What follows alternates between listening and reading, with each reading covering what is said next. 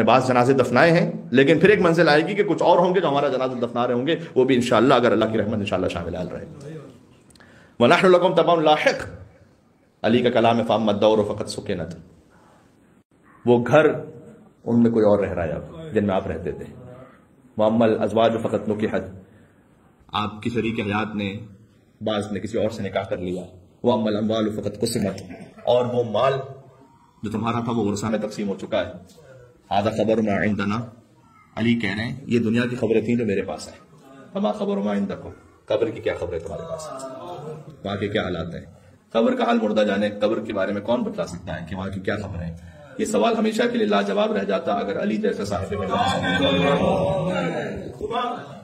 ثم التفت الى اصحابہ، اور مولا نے اپنے اصحاب کو دیکھا اور فرمایا اما لو اوذینا لهم فی الکلام، اگر ان قبر والوں کو اذن مل جائے نا کہ یہ بولیں تو میں بتاتا ہوں کہ یہ کیا بولیں گے.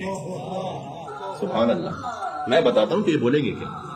وَإِنَّ خَيْرَ الزَّادِ التَّقْوَىٰ، یہ سب مل کر کہیں گے کہ علی بہترین زاد ہے تقویٰ کے سوا کچھ نہیں تھا.